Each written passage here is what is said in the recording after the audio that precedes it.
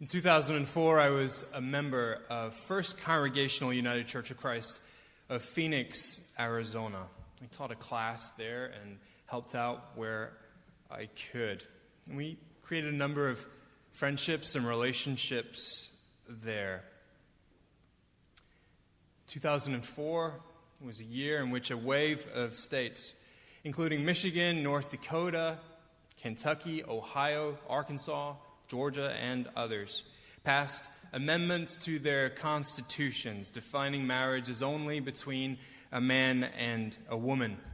Now, while I was a member of First Cong of Phoenix, there was a member who was an attorney. He would go on to be the lead counsel for the mayor of Phoenix. He was a member of the church, and we had a meeting after service one Sunday, after all these states had passed their amendments. This attorney said that, don't worry. You don't need to worry that in the long run, all of these amendments will be struck down. They are definitively and absolutely unconstitutional. It's going to take a while. It's going to take money and it's going to take energy, but someday they will be gone. And a few days later, Stacy, my wife, and I sat in the living room of two friends of ours, guys named Rick and John. Rick and John have been together for a long, long time. And in the wake of those amendments and our discussions about what was transpiring in 2004, at dinner, Rick said, "You know, Dave, at the end of the day, we will have our rights.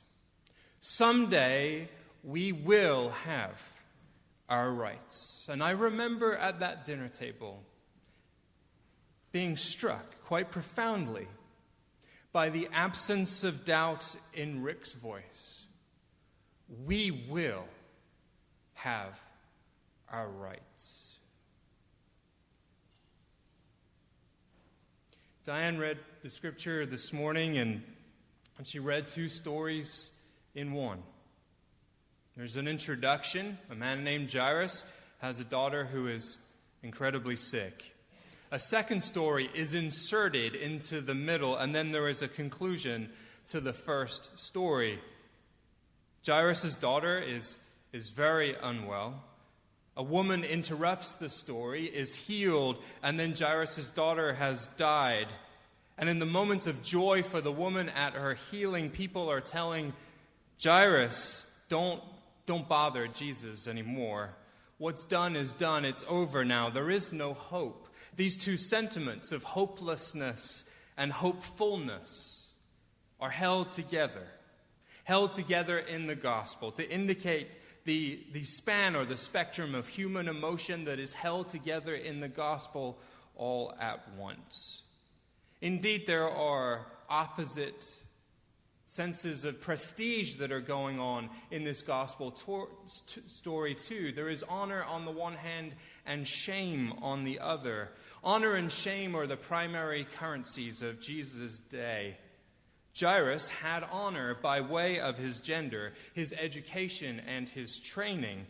But he has come into a shameful moment. He cannot, for whatever reason, take care of his daughter. He is all out of options and has nowhere to go. This is a shameful thing for Jairus, having to run off to Jesus. An unorthodox spiritual teacher with no standing, no institutional credentials, no formal education to speak of. And there he is exposed. There he is on his knees at the feet of another, begging over and over, "My little girl, my little girl. Someone help my little girl." In this moment, Jairus is a broken man. The text, the gospel, the good news gives voice to that brokenness. He is shamed as this story is told. He is in a moment of heartbreak, and the actual narrative shames him even further. The narrative of the unwell woman breaks in on Jairus' story. He is a male teacher and leader, but an unwell woman's pain is attended to before his situation is resolved. And this woman is dishonored, of course, as well. She was perhaps of some means. She was past tense, but is no longer. We may infer a number of things about her and her illness, but whatever we infer, it leads us to the conclusion that in her day and in her space she is dishonored. She cannot have children. She is now poor. She is vulnerable, and she is a she. She is a she. And she has shame. Many of you, no doubt, will have heard of Brene Brown, the researcher at the University of Houston, who has done lots and lots of work in the area of vulnerability. The short version of some of her research is that there are two kinds of people in this world. She never wanted to come to the conclusion that there are two kinds of people in this world. This is the exact opposite of what I try to teach my children consistently. Probably what you try to teach yours. There aren't just two kinds of people in the world, but for Brown, there are. There are fulfilled people and there aren't. There are happy people and there are unhappy people. And the happy people, the fulfilled people, are those that in relationship to another went before them exposed and vulnerable and shared something deep and true and profound about themselves, and found out in that sharing and in their moments of vulnerability that they were still loved. They were still seen. They were still accepted, that they could be themselves and be loved, that they could share, that they could be trusted, and that they would be able to trust another. This is, as many have pointed out, the primary problem that we have with electronic communication in our day and age. That when we can edit ourselves all the time, we hedge against vulnerability all of the time. And when we hedge against vulnerability all of the time, we hedge against full love, full acceptance, and the full ability to be seen by another. And now here we are on this day in our culture, in our society. And there are some people who have been held up as heroes, leaders, thought changers in the wave of progress that our country has seen regarding marriage, and that may be well-intentioned. Perhaps it's even true that some are more responsible than others for the progress this country has seen. But no one person takes the credit for the ways in which the social and religious landscape has changed on this issue in America, because we know that things have changed in America precisely because of hundreds of thousands of people risking vulnerability. Every single person in this country that dared to tell their mom or their dad or their sister or their uncle or a friend or an ally, every single person that dared to tell that truth, who risked vulnerability, and also every mom and dad and sister and uncle and friend and ally that believed that to love the one in front of them, no matter what the world said, or no matter what a church said, or no matter what the church said, every single person who loved the one in front of them, who in that moment of another's vulnerability and sharing, who gave as Christ gave, who loved as Christ loved, whether they identified it as Christ-like behavior or not, every single one of these people is responsible for the progress that this country has been able to make regarding marriage equality in America. When people are able to say, I love you. I don't even care that much what you said. I am judging you now only in the way in which I love you, and I love you completely and totally. And it doesn't matter what a priest says, and it doesn't matter what our church says or what the church says. I will always love you.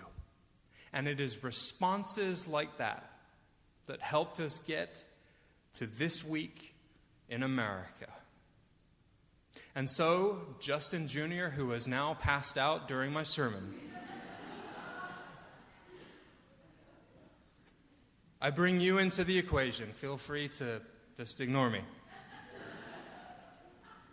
We ask as a community what it means to baptize a child.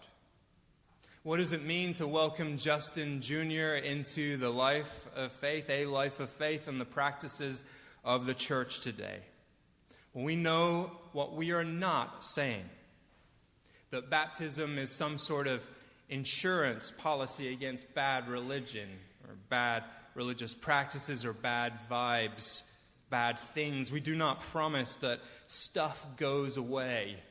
Any adult in here who has been baptized can assure Justin Jr. as he gets older that life will not become skipping in meadows with lambs nearby. It just doesn't work like that. Not every tree will bend to provide shade just for you.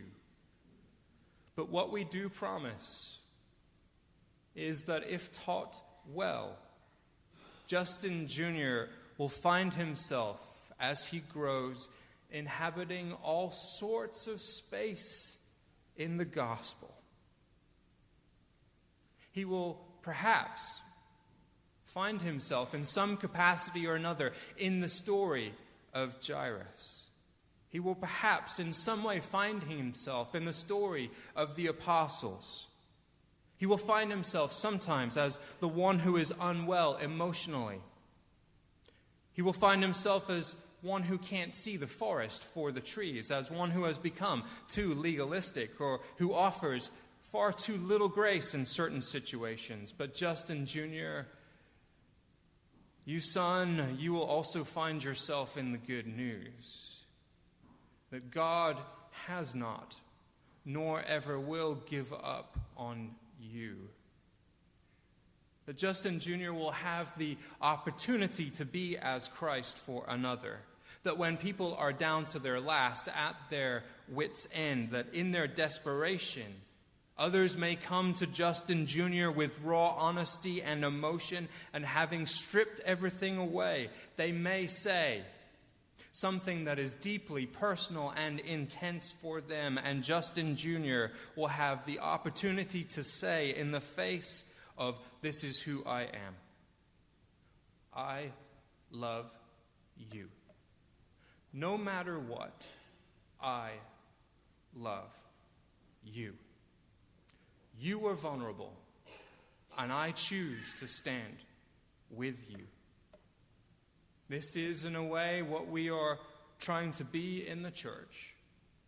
A group of faithful people that seeks healing and teaches people of all ages, including our youngest, that the story of resurrection, the story of good news, in fact, is rooted in total and complete honesty, as well as bold, powerful, courageous love in the face of that honesty. This is why I think for Jesus, faith is held up on the other end of the spectrum from fear. Not because with faith you will have no fear, but because when we are able to give voice to our fears and also experience love when we are fearful, or offer love when another is afraid and vulnerable, then we experience unity, then we experience community, then we experience love more profoundly and fully. The book of Lamentations in the Bible says that God's steadfast love does not ebb away. That God's steadfast love never seeks to afflict or cause grief. Great is thy faithfulness, we sing in the church. Morning by morning, new mercies I seek. Jesus says to this woman, now exposed and now healed and now whole, thanks to her complete vulnerability and honesty, and having received love from Jesus, she is told to go in peace. Shalom, now you are whole. Shalom, now you can go. Shalom, you are no longer unclean in your own eyes. This woman was never unclean in his eyes, but she is freed of fear. She is strengthened in faith, we assume. She is restored to a place of honor in her world and in her society. No longer unclean in Jesus' eyes, sure. No longer unclean in her own. Bill Johnson was the first gay man, to be ordained as a minister in the United Church of Christ. 1972. He's the first openly gay man to be ordained in a mainline Protestant denomination.